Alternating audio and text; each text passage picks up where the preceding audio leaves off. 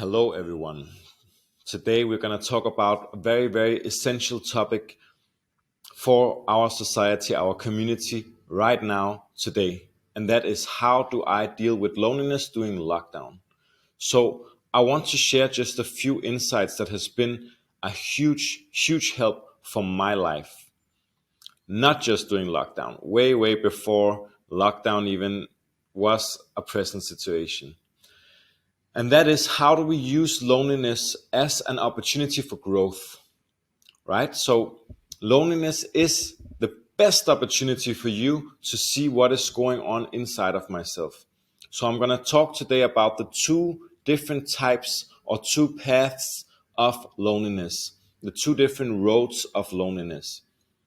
The first one, the most classical one, is the one that we are seeing so many people being slaves to, which is this feeling of like, oh no, I wish I wasn't in lockdown. I can't be inside. What am I going to do? Everything is going to go down. I have to wear a mask. I have to do all of these things that I don't like.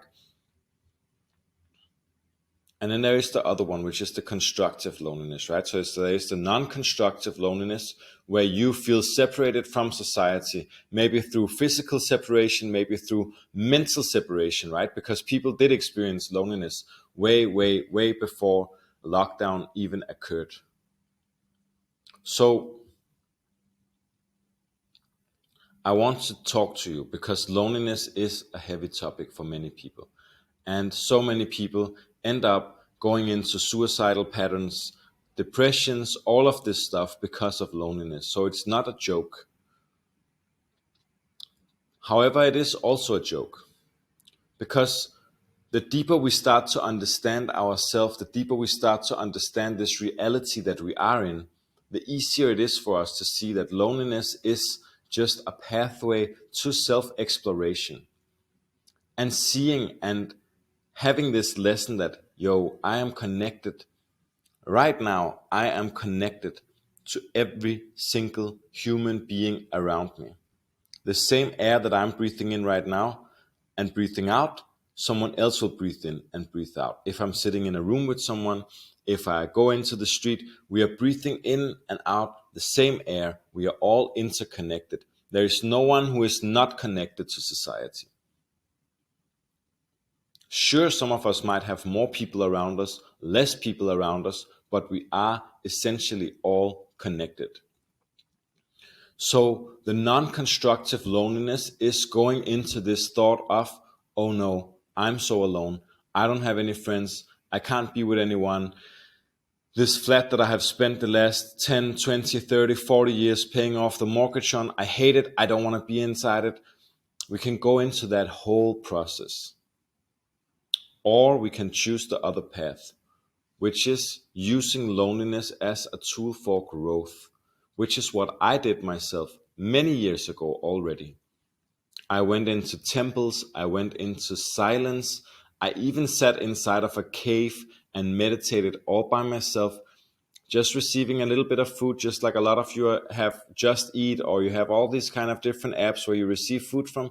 I had a beautiful master who came down just with some rice, just with some fruit, with some coffee. And I was just sitting inside of a cave, dark, dark cave, just sitting, meditating, reflecting, asking, who am I? What is my purpose here?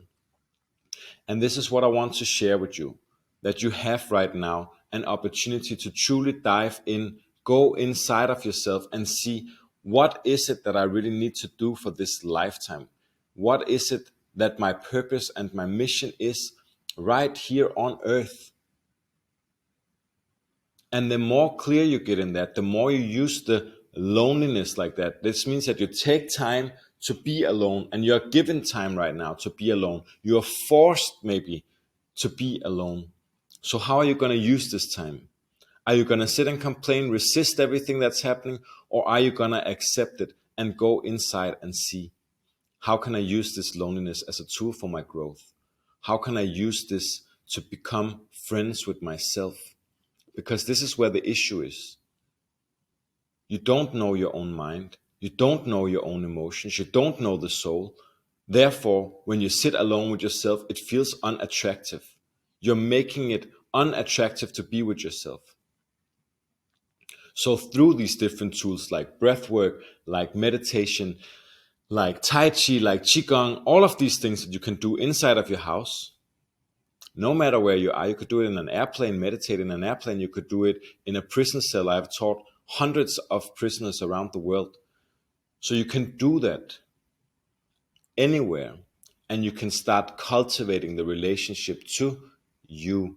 So you choose the loneliness. You choose to say, okay, I need to be alone. I need to be in my own space, and I need to connect to my inner self. And once you do that, life becomes so beautiful, because you become friends with you. You create a friendship to yourself. So you can do it through the meditation. You just close your eyes. If you don't know how to meditate yet, you can find a teacher. You can find a master who can teach it to you. Someone who has walked the walk, talked the talk. And you sit down, you close your eyes, and you start questioning yourself. I'm going to give you a simple question today.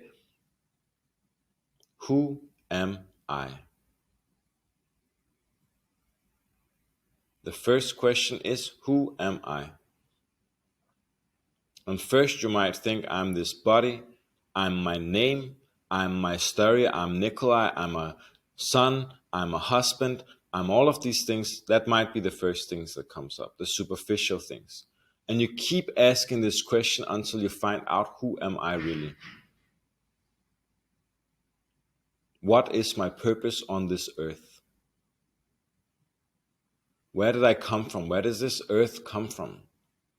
And when I die, this is the last question. When I die, what can I take with me from this earth?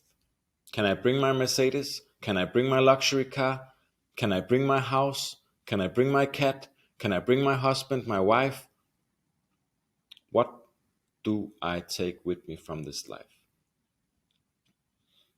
And the more clear you become in that, the more clearly you see the only thing that you take with you from this life is the soul. It's the only thing that is going to go. So how do we cultivate this relationship to the soul? We do that through the breath work, through the meditation.